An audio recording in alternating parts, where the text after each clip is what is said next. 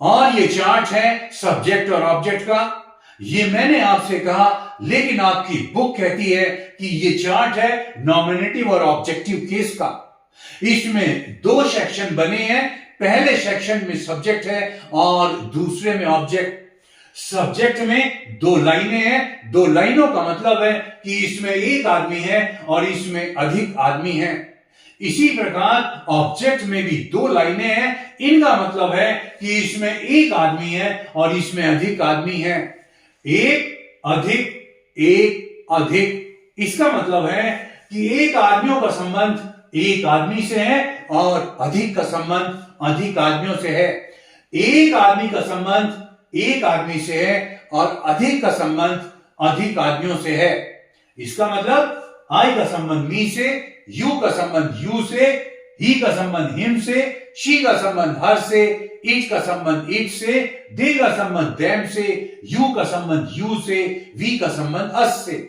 मैंने आपको बताया था कि इनका आपस में संबंध है, लेकिन मैंने आपसे गलत बताया था। वास्तव में इनका आपस में कोई भी संबंध नहीं होता। हकीकत में ये दोनों शब्द एक ही होते हैं। हकीकत में ये दोनों शब्द एक ही होते हैं। इसका मतलब हुआ कि आई और मी एक शब्द है, आई और मी एक शब्द, यू और यू एक शब्द, ही और हिम एक शब्द, सी और हर एक शब्द, इट और इट एक शब्द, दे और देम एक शब्द, यू और यू एक शब्द, वी और अस एक शब्द। अब यदि ये दोनों शब्द एक हैं तो अब सवाल ये खड़ा होता है कि जब ये दोनों शब्द एक ही हैं तो इन्हें अलग अलग बॉक्स में क्यों लिखा गया। मैं आपको बताता हूं कि इनको अलग अलग बॉक्स में इसलिए लिखा गया कि जब हम इंग्लिश में सेंटेंस को लिखते हैं तो हमें दो शब्द अलग अलग लिखने पड़ते हैं। एक तो वाक्य में हमें लिखना पड़ता है सब्जेक्ट और एक लिखना पड़ता है हमें ऑब्जेक्ट।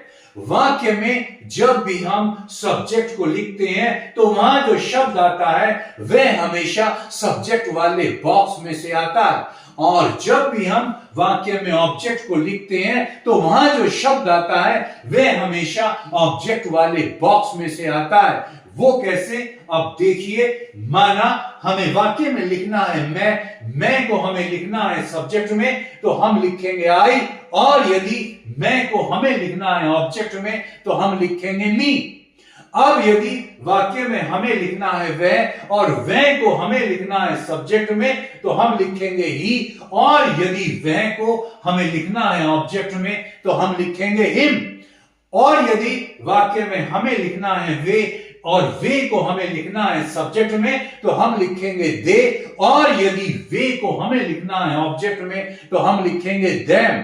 बात ये समझ में आई कि अपनी जगह के अनुसार शब्द का फेस बदल जाता है, असल में शब्द वो ही रहता है। इतनी बात सुनने के बाद मुझे ये विश्वास है कि अब वाक्य में आप सब्जेक्ट और ऑब्जेक्ट को अच्छी प्रकार लिख पाएंगे। मुझे उम्मीद है कि मेरी यह वीडियो आपको पसंद आई होगी। यदि आपको मेरी यह वीडियो अच्छी लगी हो तो इसे लाइक जरूर करें और मेरे चैनल को सब्सक्राइब जरूर करना।